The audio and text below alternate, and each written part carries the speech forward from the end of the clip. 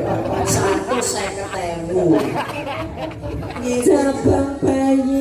Iya buku iki ora ngobekan ya. Iya kita. Nggih, Mas Marsudi bawa laksana. Oh, tasik Mas nggih. Mas nggih rombongan iki. Dalane tasih enem. Sinden-sindene nggih tasih kencir len. Sing Duda tak oleh. Oleh Joko. Sing Joko tak oleh. Sampeyan tesih prawan. Kula nggih. Nah, umpama sampeyan pikantuk yang randu mriki ya boleh to? Boleh. Boleh 1, boleh 2, boleh 3. Apa iki piye to? Mosok arep kaya lawan brodoli. Ora lho, Mas. Ya wong bojomu siji tok nek seneng karo dulur randu ya ndang dipilih sitok boleh nang Loh, seleksi. Zaman sekarang itu harus diseleksi. Para pria-pria itu di luar sana banyak yang tidak baik, boten sedaya nggih. Tapi kula yakin rombongan iki sedaya baik. Sedaya pun jujur. Setia. Bahkan setinggi insyaallah iki ditata wong tuwa ya kepenak. Ya. Iki sopan santun gandes luwes ngerti marang wong nom ngerti marang wong tuwa. Terus Mbak Sela. Kang Gareng. Sak krusek Kang Gareng. Oke siap. Iki coba presiden saking Tulung Agung. Oh, apa kiprahe Kang Gareng. Iki sepote jaipongan Kang Gareng. Oke siap. Gua tak bisa dibayar. Soalnya Tulung Agung ki nggone reok jaranan. Ya. Kula lek mboten risih niku malah mboten ampun mulai selentak dadi gawe. Monggo sowanipun Mbak Hani Ku Suma Sabto Algo. Ya. Oh.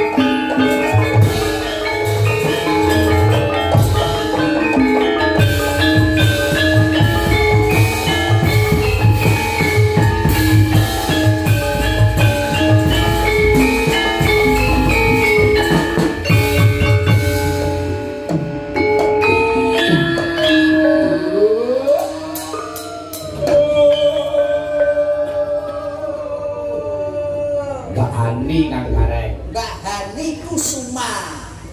Wilujeng dalu, Nduk. Wilujeng dalu Mas Gareng. Tak dalan. Nggih, Mbak Hani. Pripun pawartosipun? Alhamdulillah isih waras Mbak. Tasih waras nggih, mboten semangat. Mboten. Ngapunten pipise nggih lancar. Oh, lancar.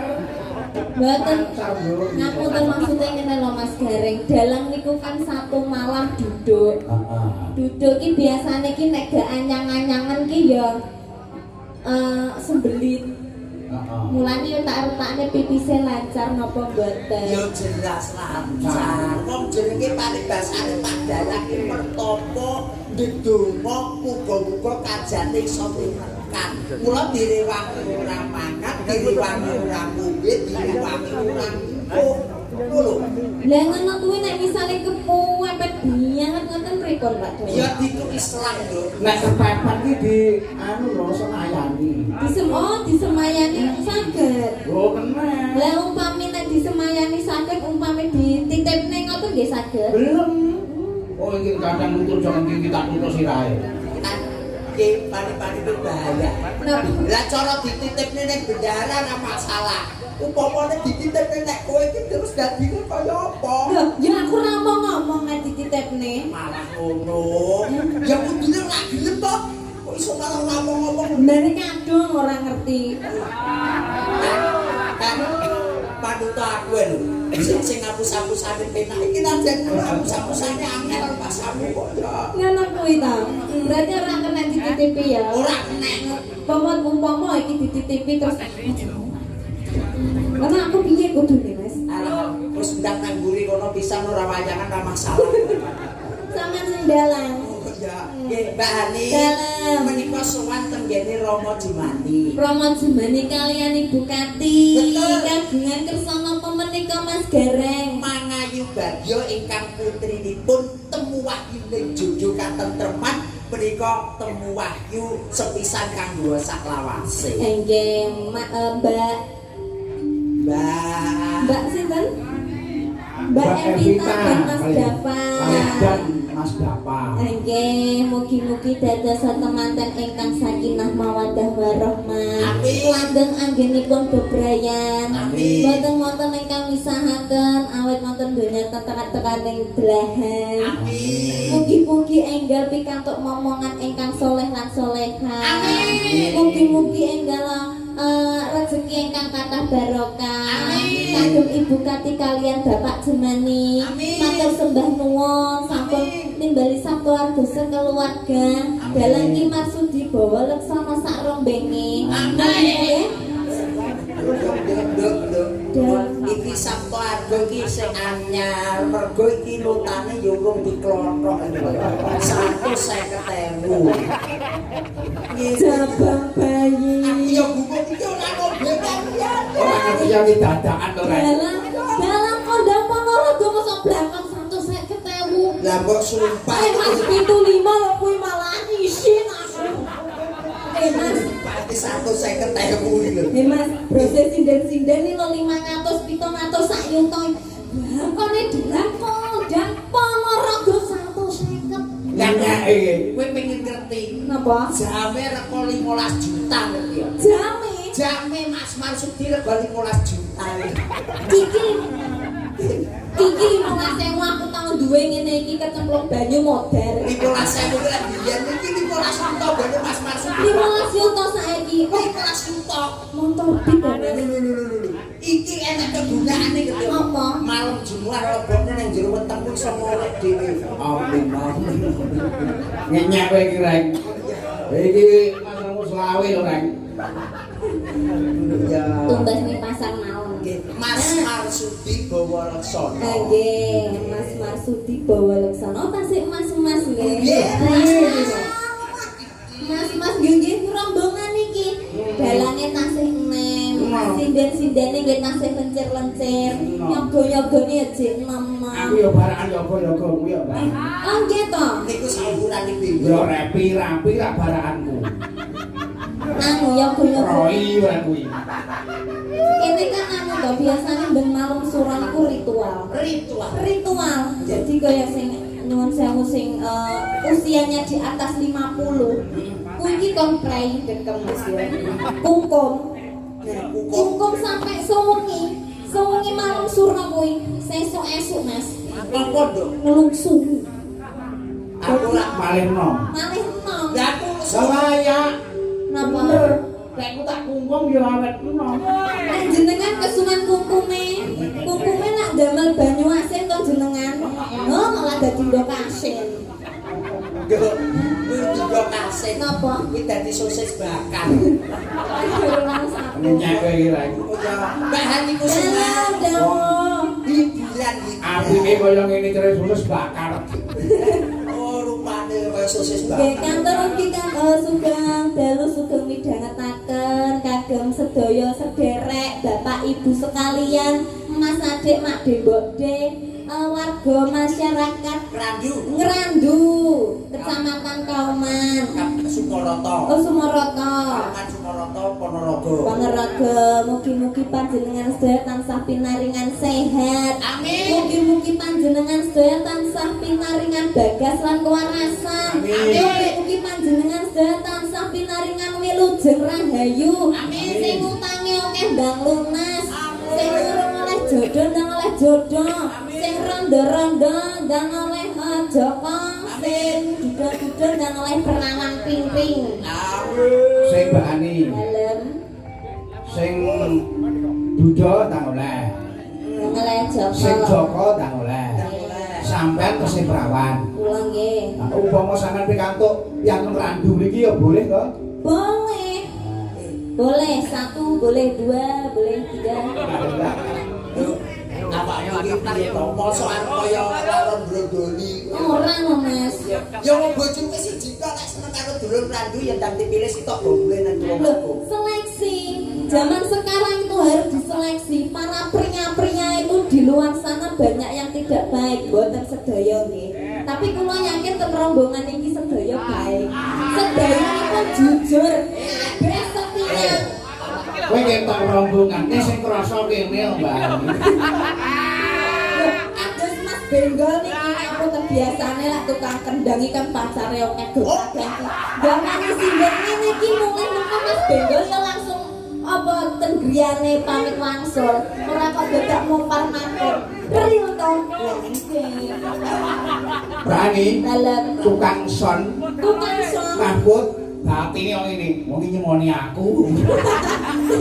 Lah aku marah ya tahun anu kok nemoni mampir ning ndi to Mas Dengi Mas. Pon takon, layak tanggapan cek kapan ke ora mulai bocah nang kampung to. Eri lho sari. Mbak Hani, Dalam. menika wonten pamundutan nggih, Mas Nggih. Marsudi, Nggih. cukup kali kawontenan menika Mbak Hani kersanipun nembang. Nggih. Monggo bebas Mbak Hani. Monggo bebas, pokoke engko sing penting aja ngantek lali jalanane dikekne. Ah, jalanane tetep nih. Nggih. Wonten pamundutan napa mau? Tonoloh. Halo. Puspita niku artinya napa Mas? Puspito ki jaman biyen mereke pajar kek diunyerne ngono kae. Puspita niku artinya Apa? perempuan nggih. Puspito ki ya pito ki ya kae jaman biyen sing Mosok ta? Puspita ki ya pus. Puspito iku keindahan, Mbak. Keindahan. Utawa keindahan. Kuwi jebule nek kowe ngartekne kuwi padha karo nggonku. Apa? Pus jepito. Ya ora apa-apa nduk wis nggih lagu ae. Kuwi lak tunggale susus bakar to. Puspito nolo. Kadang ya wasin. Sosis bakar iki lho nek kok kan bumbu. Kadang yo panas, ora mesti Kadang ya pedes. brindil-brindil. Kadang ya sok ireng gosong ngono. Kaya kegeden-geden nek bakar. Kadang kala ya malah gede mekar ngono. Ya sosok ya mungkret barang ya. Monggo Puspito nolo mungkret. Bocah kene kaya wis genah ta. Lho genakan niku namung teori to, Pak. Oh, teori. Teori mawon prakteknya nggih. Ayo. Monggo Puspito nolo Mas Benggol. Yuk. Ya, Puspito nolo. Ya, Puspito nolo rokok lintune Mbak Ani gimana, Mas? Oke? Oke, Jos? Puspito nolo, oke? Ya. Oke, tenang ya. Iki pokoke kabeh iki iso lho kan. Biasane musik ya ada, tapi malam hari ini khusus klasik. Oh, ngaten. Ah, iya. Oh, lah niki musisine film kok, Mas. Kowe ora turu ki, Dok. Kuwi topo. Topo ya. Iya. Monggo Mas Benggol, nggih, Puspito nolo. Yuk. Yuk. Iki kok jogetku piye? Jogetnya mesti kok enak. Ya, iki mesti ya Ya, mungkin kebagian sosis bakar. Karo ndok asin. Blok asin. Iso-iso bakar wireng nek kampung. Kaya gede-gede ku. Monggo pripun Mas Benggol apa digantos lintinipun? Oh, digantos anu niki buat teman-teman berdua. Ya, manut. Lestari siap. Enggak, aku Puspito melayani susu bakar si gareng ki sing selawinan 1000 wae. Pokoke sapa kene 2.500 kenyang ae. Beracun kowe wis dijamu. Asep sipilis opo piye Mas ampun. Ayo Mas. Puspito nolo. Jare mau salep barang ya. Asli. Piye, Dok? Jogete, Dok?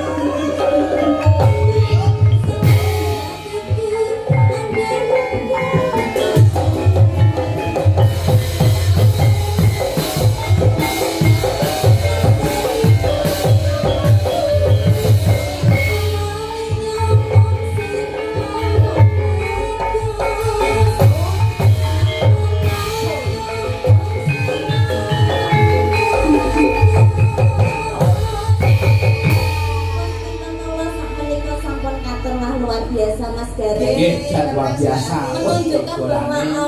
napa yaga-yagane niki kompak, pinter, cacek, sakset. Niki berarti pikirannya tasih bersih sedaya. Wong tak cerdas kabeh. Cerdas kabeh. Cerdas kabeh. Anu, di sini tuh ndak ada yang namanya pintar, pikiran kotor itu ndak ada.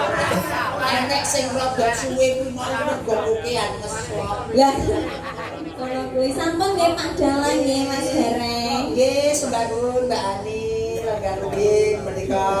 Jadi, ampun karumiyin Mbak Andi wonten Oh nggih, panjenengan. apa sak menika? Menika sakderipun wonten serat cobi kula waca rumiyin nggih Mbak Ani. Nggih, siap monggo. Sugeng dalu Pak Dalang sugeng makarya. Semoga lancar sedanipun saking Kang Suyat. Nggih. Matur nuwun panuwun. Nggih, doanipun mugi sukses selalu. Mugi nggih. Wonten malih menika saking Mas Kawit. Assalamualaikum. Waalaikumsalam. Kange nyujud dalu saking dulur dhewe badhe nyuwun gendhing setunggal bajeng loncat kaping kalih ninggal katresnan. Gendhing punika kula kintenaken dumateng Mbak Yu Sisum. Yu Sisum. Ugi Pak Puh Gimin lan Mbah Gito lan ugi kula kintenaken dumateng warga sedaya ingkang wonten dalem. Matur sembah nuwun kagem madange mugi-mugi tansah pirangan sehat lancar rezeki. Amin amin ya rabbal alamin. Nggih matur panuwun Mas Kawin mugi panjenengan ugi sukses selalu. Amin amin ya rabbal alamin. Nggih. Tapi Mbak Ani monggo jan pilih niki ugi wonten pamundutan sesibukan. Sesibukan. Napa menangani Terus mungkin jenengan kan jatil malih. Oh, jatil malih. Kudune nganggo sambel iki sing Sambel. sing nek nganggo sambel Mas. Sambel mergane ke mau wis ana sosis karo endok. Nggih. Dadi kaya Wonten malih wau nggih panyunan anteping ati sambil kemangi jendeng ya kawula Karang Taruna Eyang Setono. Nggih. Karang Taruna jalukane ya lagu kalak-kalak lho Mas. Pandang iki. Karang Taruna iki biasane wayang-wayang. Ya Kok piye saiki yo ora ketutut manggung sing Pati Joto. Nggih, monggo sambil kemangi rumiyin. Sambel pemangi Mbak Ani ya joget untuk nggih kotor nang nggih. Monggo Mas.